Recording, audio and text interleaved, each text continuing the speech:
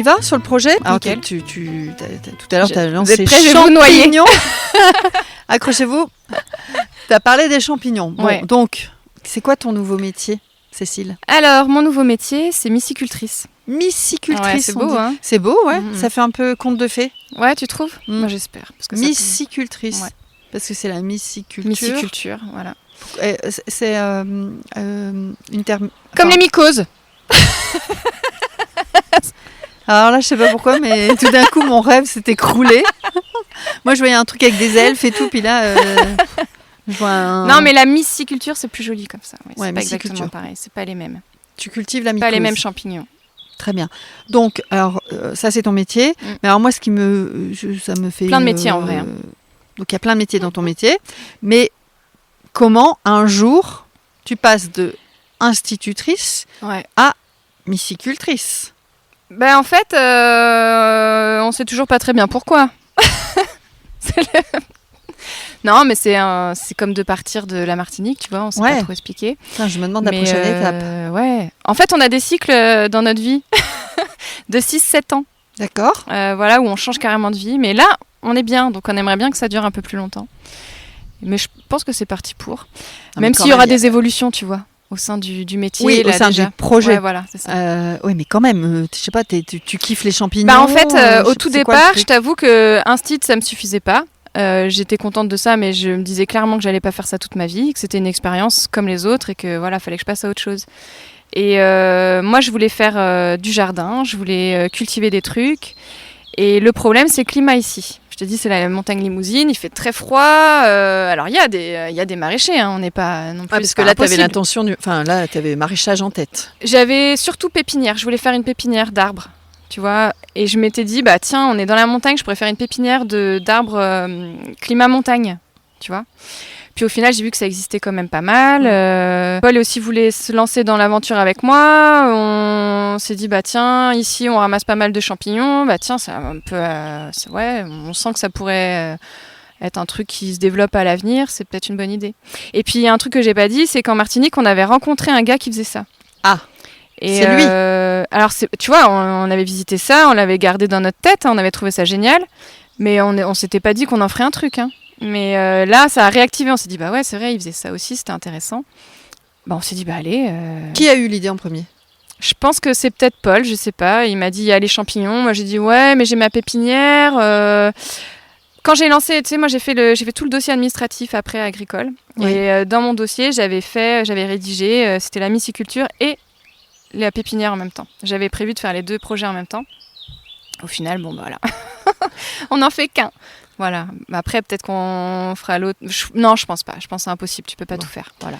Voilà, myciculture. À l'époque, tu connais rien. Rien du tout, absolument rien. On a lu un bouquin d'un Américain qui s'appelle Paul Stamets, qui est aux États-Unis vraiment la référence, tu vois, qui a lancé le truc dans les années, je dirais, 70, et qui est vraiment le ponte du truc, qui a fait un bouquin ultra technique sur la culture de champignons. Donc on s'est tapé ça un peu en lecture. Un peu compliqué, c'est en anglais, tu vois, un gros bouquin. Et ensuite sur Internet, j'ai trouvé 2-3 comptes, mais surtout canadiens, je t'avoue, qui faisaient ça et qui m'ont un peu inspirée. Je me suis dit, mais c'est magnifique, je veux faire ça, c'est trop beau. Et on s'est lancé direct, en fait. Parce qu'au départ, on s'était dit, bah, je vais conserver mon activité à mi-temps. Et puis comme ça, on va se lancer un petit peu. Et puis après... plus on arrivait vers la rentrée, plus je me suis dit c'est mort, on n'arrivera jamais à tout faire. Et donc j'ai appelé l'éducation nationale, j'ai dit non, en fait je me mets en dispo. Je vais faire des champignons. Voilà, je fais des champis. Tu les barges celle-là. Quand on programme, enfin quand on se dit tiens on va faire donc ce projet myciculture, la finalité pour toi c'était quoi? C'était donc de vendre tes champignons Ouais, aux gens, au début. Alors oui, en plus le projet est complètement différent de maintenant. Ah. Parce que dans mon, tu sais, on doit faire une étude de projet, tu vois, marketing avec des sous et tout. Tu dois faire un truc assez gros, hein. Merde. Une étude de marché. Non, mais même j'allais dire un bilan financier. Bilan financier, ouais. Et donc du coup dedans, moi j'avais le but, c'était de vendre beaucoup à des restaurateurs, peut-être d'en envoyer en gros, tu vois, genre Rungis machin. Là, tu devais aller en multinationale, toi. Voilà. Mais voilà, j'avais réfléchi à ça parce qu'au début, je me suis dit, ah, mais les marchés, ça me saoule, j'ai pas du tout envie de faire ça. T'aimes pas les gens. Voilà, moi je suis bien tranquille ici, il fait froid. Et tu vois, 2 ans après, c'est complètement différent. En gros, on vend essentiellement en direct. J'adore les marchés, je trouve ça génial. Je vis des moments exceptionnels. Ouais, tu dois être bien au marché, toi. Ah, mais j'adore. T'en fais combien des marchés? J'en fais, l'année dernière, j'en faisais beaucoup. Je faisais 4 marchés, voire plus. Et 4 là, marchés par semaine? Ouais, c'était énorme. Ah ouais. Et là, maintenant, j'ai réduit. J'en fais 2, vraiment gros marchés par semaine. Et épisodiquement, je fais un petit marché de temps en temps en plus. Ou l'été, peut-être, des trucs Ouais, un peu... mais bon, le champi, l'été, c'est pas la meilleure saison. Ouais. Mais ouais, je reste sur 2 marchés. Lesquels? Je fais Felletin le vendredi matin. Donc ça, c'est mon fief, tu vois. Je connais du monde et tout, j'adore. Et Moutier qui est à côté, là. Et là, j'ai mis un peu plus de temps, mais maintenant, c'est super. Enfin, c'est là où j'habite et tout. Ouais, c'est top. Ok, Ouais. très bien. Le samedi matin. D'accord, samedi matin. Vendredi, samedi matin. Donc, la finalité, oui, c'était... Enfin, tu avais vu gros et finalement, tu as rectifié. Pourquoi ça a été rectifié? Parce que tu t'es rendu compte que c'était pas possible ou parce que... En fait, je sais pas pourquoi. J'ai commencé les marchés, j'ai tout de suite bien accroché. Et j'ai rencontré des gens super. Enfin, franchement, j'ai fait des rencontres incroyables. J'adore ça. Tu les fais toute seule, les marchés? Ouais, je les fais toute seule. Paul, lui, il se voyait pas, tu vois, dans la phase commerciale. Il est un peu plus sauvage que moi, peut-être. Puis en fait, ça s'est fait comme ça au début, et puis on n'a même pas remis ça en question, parce qu'en fait, il y a beaucoup de gens qui me disent, ah ouais, mais il est tranquille pendant que tu fais les marchés. Mais en fait, non, lui, il bosse. Voilà, c'est qui le patron sur le papier? C'est moi. Ouais, c'est moi sur le papier. C'est toi la chef d'exploitation? C'est moi la chef, oui. Et très marrant parce que tu sais, pour être chef d'exploitation et faire travailler dans l'agriculture, il faut que tu aies un diplôme agricole. Enfin, moi, j'ai demandé des aides et tout, donc tu es obligé. Donc, j'ai passé mon bac donc, il y a 2 ans. Et là, Paul, maintenant, va s'installer aussi, mon mari. Et donc, il a passé aussi son bac et il a fait son stage chez moi, là, cette année. J'adore. Donc, c'était mon stagiaire, voilà. J'espère que tu l'as maltraité. Ouais, c'est ça. Non, mais sur le papier, c'est marrant, quoi. Ouais. Oui, c'est marrant. Il a fait son rapport de stage en disant que cette... Ouais, qu'il était stagiaire ici. C'est très marrant. Et je repense à une chose, là, pour les marchés, tu l'as fait parce que tu avais de la production rapidement et qu'il fallait vendre, enfin, il fallait gagner de l'argent. Ouais.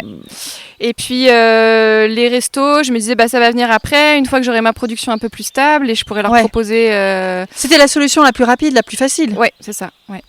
Et ensuite, les restaurateurs, je me suis rendu compte que c'était pas si facile. Surtout dans notre coin où il n'y a pas de restaurant.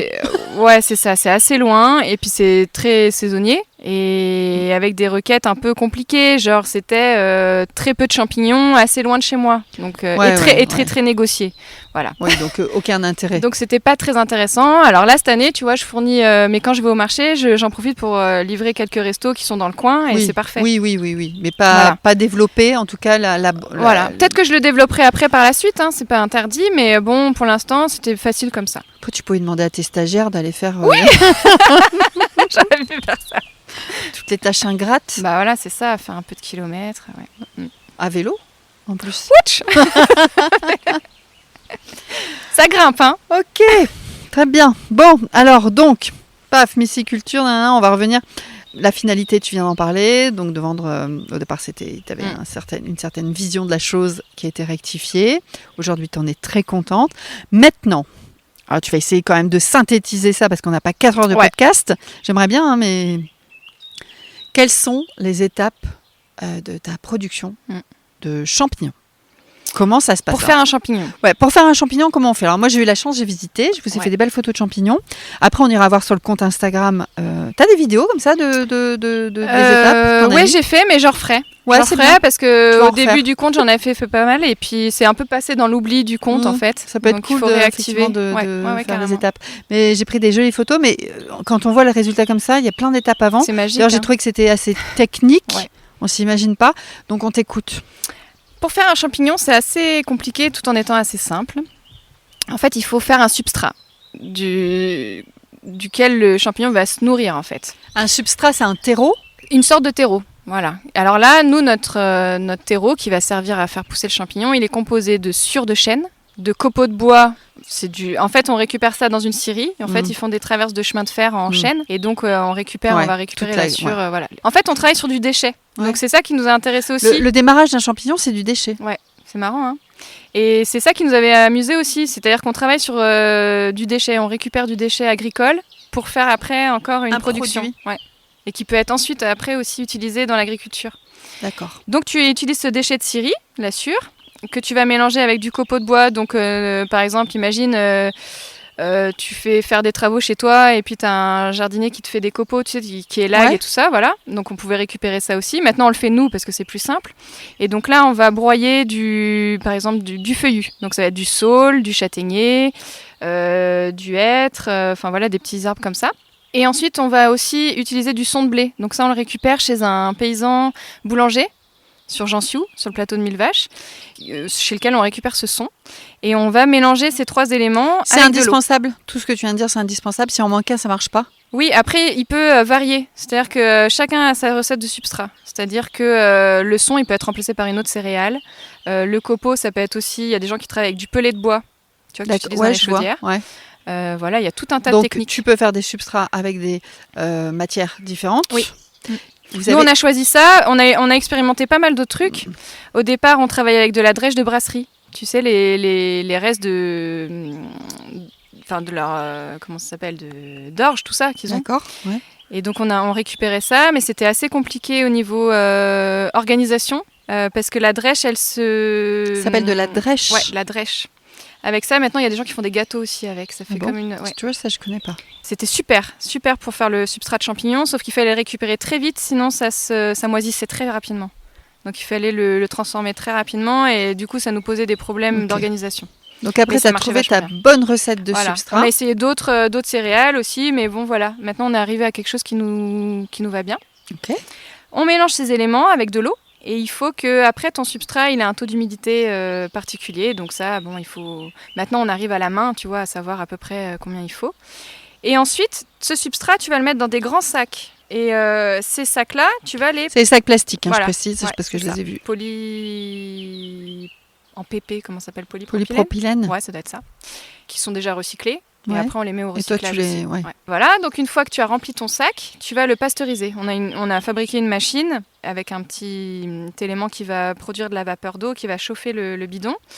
Et ça va permettre de chauffer le sac à peu près 80 degrés.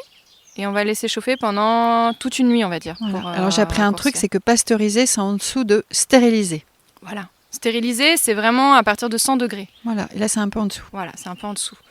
Et ça suffit pour l'instant, mais il faut le faire assez longtemps, sinon tu as des petites moisissures, tu as d'autres champignons qui vont rester dans ton substrat et qui après vont gêner le C'est comme une phase de nettoyage. C'est ça, exactement. Ok, très bien. Donc là c'est nettoyé, bim. Là c'est nettoyé. Une fois que c'est nettoyé, on va aller en labo. Je t'ai montré, il y a un filtre. Oui, il faut que ce soit dans des conditions d'hygiène assez compliquées. Pas compliquées. Oui, dégueulasse en fait.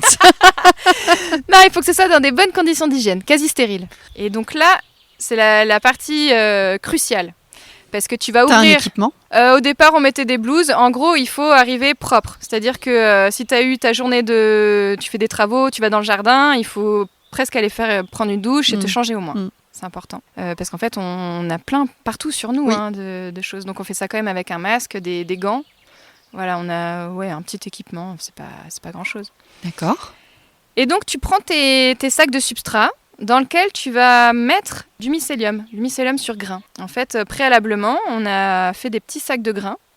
Donc nous, on travaille sur du grain de blé, mais ça peut être tout un tas de céréales. Dans lequel on a mis un peu de... Je te fais en très raccourci. Mais en gros, du mycélium liquide et qui va se développer. En fait, le grain de blé, à la base, il est brun. Et en fait, le mycélium va le blanchir. Ça va faire vraiment tout un tissu autour, blanc. Et c'est ce mycélium sur grain que tu vas distribuer dans ton substrat. Et une fois que tu as fait ça, tu scelles, tu fermes, tu rends ton sac étanche. Au début, tu scelles. Ah oui, tu scelles. Donc c'est pas du sel. Non, tu fermes hermétiquement ton sac. Tu mets du sel et tu t'en vas. C'est scellé. Voilà, scellé. Voilà. Ton sac, il est hors possible contamination et voilà. Et ensuite, ce sac, avec son mycélium, tu vas le mettre dans une salle qu'on appelle la salle de colonisation. Et là, selon les espèces de champignons, les variétés, tu vas le laisser tranquillement faire sa petite vie. Pour les pleurotes, c'est entre 2 semaines, 3 semaines. Et les shiitakes, ça va être plutôt 3 mois. Les champignons médicinaux, ça va être aussi plusieurs mois. Tu peux dire un peu toutes les variétés de champignons que tu produis ? Alors, on en produit pas mal. Donc, toute une variété de pleurotes. Pleurote blanc, pleurote bleu, pleurote jaune, pleurote rose. Il y en a encore d'autres. Ensuite, on fait des foliotes. C'est des petits champignons tirons qui sont mignons. On fait des shiitakes, du coup. On a aussi tout un tas de champignons médicinaux, donc on a du reishi, des tramettes. Maintenant, on va avoir du cordyceps. Voilà, c'est les petits doigts orange. Ah oui, c'est Stranger Things. Voilà, exactement. Un peu spéciaux, mais très spécial. Ouais, voilà. Et qui nous ont donné du mal un petit peu à cultiver, mais ça y est, on l'a. Ok. On a réussi. Donc là, on revient dans la colonisation. Voilà. Donc là, les sacs sont prêts. Ils vont attendre tranquillement dans une salle qui est un petit peu, qui est pas chauffée. En fait, le champignon, en se développant, il va produire sa propre chaleur. C'est là où ça sent le hamster. Oh non. Si, ça sent le hamster. Ça sent le grain de blé, enfin. Ouais, voilà. le hamster. Et donc là, dans cette pièce, ça va attendre tranquillement, un peu au chaud. Tu vois, en fait, il faisait chaud dans cette pièce. Ouais. Donc le champignon, il produit de la chaleur, en fait, quand il se développe. Et donc, on ne le chauffe pas. C'est naturellement que la pièce est plus chaude. Et une fois que le sac va être prêt, on va estimer que le mycélium a bien colonisé son substrat. On va prendre les sacs et on va les ouvrir. Et on va les mettre dans une autre pièce, une salle de fructification, qui va être plus fraîche, avec de l'humidité, de l'air. On va faire une entaille dans le sac pour que le champignon il ait accès à l'humidité, à l'air et qu'il se développe. Et c'est là qu'il fait pouf. Voilà, exactement. Alors là, il faut être un peu patient. Il va falloir attendre. Ça dépend des températures, mais entre 1 semaine et 3 semaines. Avant que tu aies un tout petit... Ouais. Et d'un coup, en fait, après, une fois qu'il a commencé à sortir, là, c'est super rapide. Ah ouais ? En quelques jours, il va être bon à ramasser. D'accord, en quelques jours. Donc c'est très long avant. Oui. Et après, quand il sort sa petite tête, là, exactement. Bim Ouais, hyper rapide. Le shiitake, c'est un peu plus long. Les gros champignons, là t'as pas vu, mais en hiver, j'ai des pleurotes royales. Ça fait des pieds énormes. Et là, il met un peu plus de temps à pousser que 3 jours. Mais les pleurotes, c'est super rapide. En tout cas, c'est très joli. Hein. Et moi, en fait, ça m'émerveille à chaque fois. Ouais, à chaque fois, je me dis, c'est incroyable. Ouais. Au début, j'étais... On dirait un peu des œuvres d'art. Ouais. Vraiment. Et tu sais qu'au marché, au départ, les gens ne savaient pas ce que c'était. Ils me demandaient si c'était des gâteaux, si c'était des sculptures. Parce que tu amènes... En fait, moi, je les mets pas en vrac. Je les coupe, je les mets en petites barquettes. Ouais. Et c'est assez joli, tu vois. Je fais vraiment un gros effort de présentation. Comme ça, les gens, ils n'ont rien à faire dessus. C'est-à-dire, tu prends ta barquette, tu coupes tes champis, tu les mets à la poêle, c'est tout. T'as pas besoin de les nettoyer, tu vois, comme les champignons de forêt, où tu dois gratouiller la terre, enlever des petites bêtes et des trucs comme ça. Mais tu dis, ils savaient pas ce que c'était ? Ah oui, parce que les pleurotes, si tu veux, c'est assez impressionnant. Ça fait des grandes corolles et ils pensaient que c'était quasiment de la porcelaine, si tu veux. Ah oui, tu vois, un peu comme... quand il y a les petits poils blancs, là, on dirait des coraux. Ouais, voilà. Et ça, il y a des gens qui pensent que c'est des gâteaux, tu vois, aussi. Colonisation, après, on est passé où, là ? La fructification, là où le champignon va pousser. Voilà, là où tu ouvres et pouf, voilà. Et ensuite, je récolte. Et ensuite, tu récoltes. Voilà. Et donc là, c'est un peu comme... C'est fastidieux, non ? Tu sais, c'est du travail de précision. Moi, ça me prend beaucoup de temps. Ouais, ça me prend beaucoup. J'essaie de faire ça propre. Moi, je trouve que c'est agréable pour eux. Et moi, j'aime bien vendre un produit nickel, tu vois, qui n'est pas juste en vrac, un peu cassé, comme tu peux trouver aussi au supermarché, un peu abîmé. Je trouve ça dommage. Après, je pourrais faire en vrac aussi. Hein, mais... Et est-ce qu'aujourd'hui, tu sais conseiller les gens ? Parce que tu vois, moi, je ne me connais pas en champignons. Quel champignon pour quel plat ? Ouais. Tu sais ça ? Et j'ai des retours, en fait, parce que moi, je cultive pas. Je cuisine pas forcément tous les plats qui me sont rapportés. Mais avec ce que les gens me font comme retour... De cuisine qu'ils ont expérimenté, je peux conseiller certaines choses. D'accord. Et non, c'est chouette. Et après, tu as des teams. T'as des gens qui sont fanats de la pleurote, enfin du pleurote, on dit normalement. Et tu as des gens qui sont complètement accros au shiitake. C'est très marrant. Les goûts sont très différents. Ouais, c'est très différent. Et même entre les pleurotes, c'est-à-dire que tu as des pleurotes blanches, des pleurotes bleues, roses, ça n'a rien à voir les unes entre elles. La texture est différente, le goût est différent, l'odeur, enfin voilà. J'ai une question à la con. Vous en mangez tous les jours ? Non, on n'en mange pas. On n'aime pas le champignon. Si, on adore ça. Là, maintenant, en fait, au départ, on avait quand même une production un peu tendue C'est-à-dire qu'on a eu quand même, on est passé par beaucoup de ratés. Hein. Ouais. On a beaucoup expérimenté. On a eu des périodes où on n'avait quasiment pas de champi parce que tout avait raté. Tu vois. Ah oui. Et là, maintenant, on est quand même sur une production vachement plus régulière. Et donc là, on peut se permettre de prélever Un petit peu de champignons pour vous. un peu de champignons pour nous. Alors, tu t'es acheté au marché. Ouais, c'est ça. Je vais m'acheter mes propres. Laissez-moi des champis. Je vous les rachète plus cher. Et non, maintenant, on arrive à en manger régulièrement. Et puis, de toute façon, pour la santé, c'est excellent. Donc, plus t'en manges, mieux c'est. C'est vrai, c'est quoi Ouais. les vertus d'un champignon? Et ben en fait, c'est très antioxydant, anti-inflammatoire, ça booste le système immunitaire, ça t'apporte des vitamines, des minéraux, enfin ça apporte énormément de choses, un peu de protéines aussi. Et donc c'est un truc hyper intéressant. Et nous, c'est ça qu'on va vraiment viser maintenant. On est en train de se développer vraiment dans la mycothérapie. Mycothérapie. Ouais, mycothérapie, tu vois, c'est utiliser le champignon pour ses vertus médicinales. Ah oui, donc c'est ça maintenant. Oui, effectivement, tu as Ouais. envie d'élargir. Là, on a envie d'élargir et de presque se spécialiser là-dedans.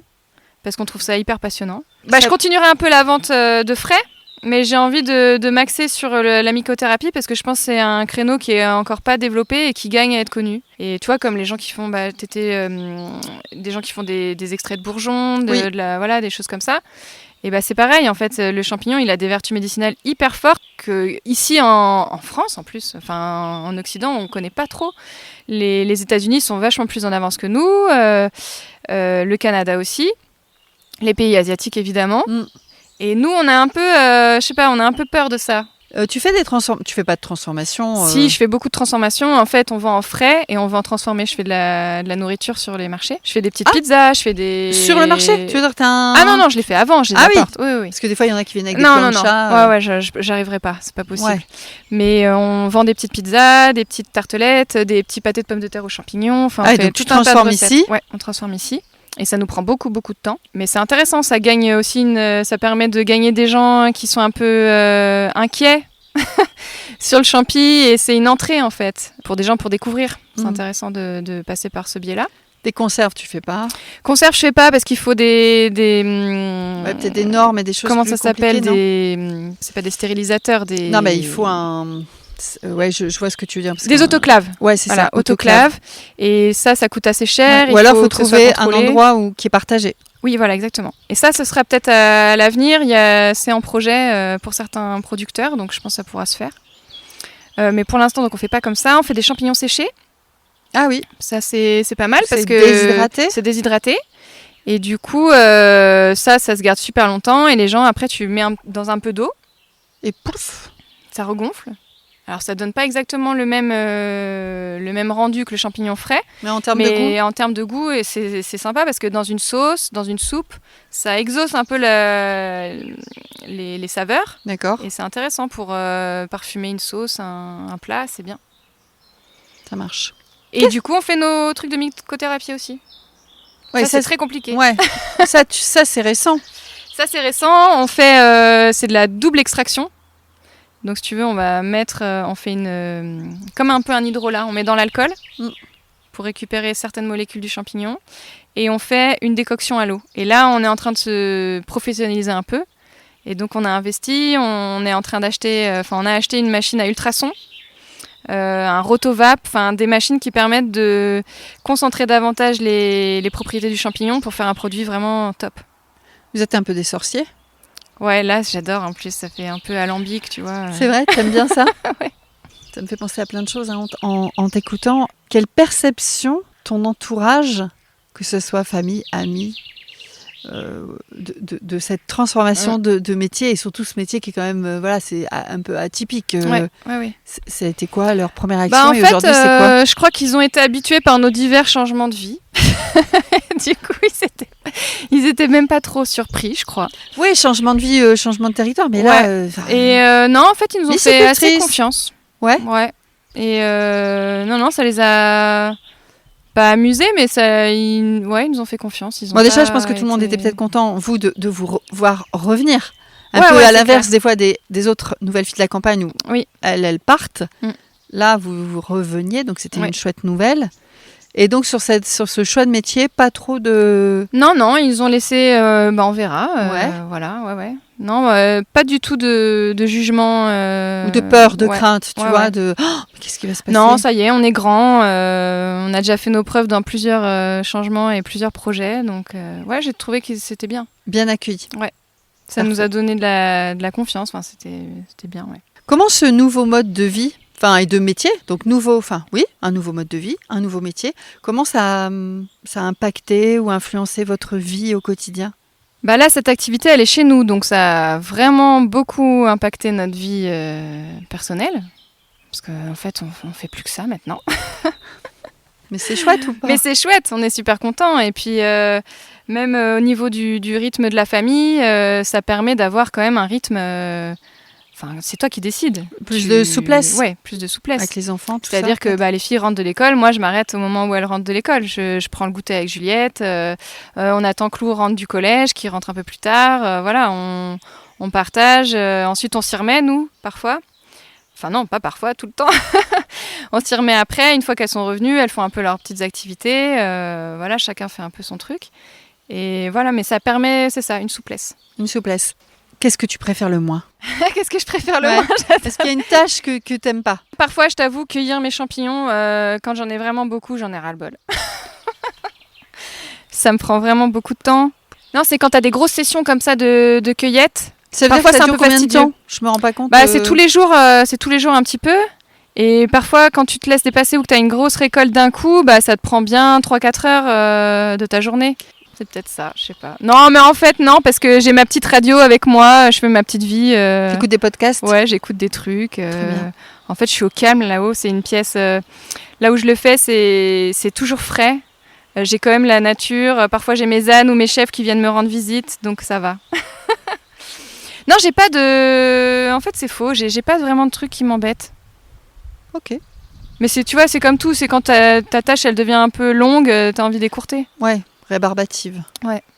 Dans la phase de préparation du projet, est-ce qu'il y a eu quelque chose... est-ce qu'il y a eu justement une grosse phase de préparation avant, effectivement, de récolter tes champignons? Est-ce qu'il y a eu toute une phase importante, lourde, longue de préparation? On a commencé à préparer le lieu. Ouais. C'était il y a 2 ans, j'étais encore en activité. On a commencé à faire les travaux du lieu, je travaillais encore. Et on a pu cravacher après quand j'étais en vacances d'été. Et on a vraiment commencé après en septembre, je crois. Le lieu nous a pris du temps à organiser parce qu'on voulait quelque chose d'agréable, tu vois. Les champignons, c'est un truc... Tu peux commencer ton activité de façon assez rapide parce que tu n'as pas besoin d'une installation incroyable. Il y a des gens qui font ça dans des tentes de culture, dans des conteneurs, dans des choses, c'est pas rapide. Lourdes. Voilà. Ouais. Nous, on a voulu faire un lieu sympa, tu vois, dans lequel j'avais envie de travailler, pas que ce soit une prison fermée, un truc joli. Tu vois, le labo, il y a des fenêtres, on n'est pas obligé de faire des fenêtres, mais on avait envie de voir, de ne pas être enfermé complètement. Et donc ça nous a pris un petit peu de temps quand même. On aurait pu s'installer plus rapidement, mais ça nous plaisait, ça faisait partie du truc. Mais après, ça a été super rapide parce que on a commencé direct. En gros, ça nous a pris 3-4 mois, tu vois, pour s'installer, vraiment. Ok. Puis après, on a continué les travaux au fur et à mesure. Et puis là, au début, la production, elle est toute petite. L'installation en ruralité, et là, tu es en vraie ruralité, parce pour moi, il y a campagne et campagne. Qu'est-ce que ça t'apporte à toi en tant que femme ? Ce que ça m'apporte, c'est une vraie connexion avec quelque chose de concret. Tu vois, c'est ce que j'avais pas dans mes métiers auparavant, où je travaillais en entreprise sur des projets très gros, mais qui étaient un peu loin de moi, et dans des philosophies de vie un peu différentes. Maintenant, c'est complètement différent la vie que j'ai, avec des moyens différents, et je trouve que c'est plus simple, c'est plus financier. Ouais. Et que là, tout est plus simple, plus connecté à quelque chose de concret. Et ça, j'aime. Et tu parlais de moyens financiers. Tu as dit c'est mieux. Finalement, ça veut dire quoi ? Ça veut dire que d'avoir moins de moyens financiers, c'est plus... Pour moi, c'est plus sain. C'est plus sain. Ouais. Pourquoi ? Vas-y, explique. C'est-à-dire que quand tu as une certaine aisance financière, tu vas avoir des dépenses... tu es obligé d'avoir des dépenses. Sinon, qu'est-ce que tu fais de ton argent? Et tu t'achètes des choses qui sont pas forcément utiles. Tu es dans une représentation sociale qui est un peu superflue. Et moi, maintenant, j'ai plus tout ça et je suis bien contente de plus l'avoir. C'est complètement, pour moi, inutile. Après, je comprends que ce soit important pour certaines personnes. Hein. Je critique pas, chacun fait sa vie. Mais moi, ça me manque pas et c'est quelque chose, à la limite, que je recherchais. Je sais pas, et t'as toujours un petit regard des gens que tu côtoyais avant, qui se demandent un peu ce que tu fais, un peu bizarre. Ça, c'est intéressant. Ouais. Pourquoi? Parce que tu as eu le cas? Tu as eu des remarques? Ouais, je pense qu'on a eu des remarques, mais même sans remarques, tu sens quand même. Dans le regard des gens ou dans ce qu'ils te posent. Alors après, dans quoi? Ça veut dire même dans ta famille ou même dans des anciens amis. Ouais, mais alors ils ont accepté ton changement de métier, ils sont très contents, etc. Tu m'as dit. Mais malgré tout... Alors ça, c'est pas ma famille proche, famille un petit peu plus éloignée, si tu veux. Non, ma famille proche, ils ont pas eu d'a priori. Oh, je pense que je suis toujours un peu originale. Mais ça, ils ont l'habitude. Mais ouais, dans certains amis, mais qu'on a peut-être même plus d'ailleurs. C'était quoi le problème?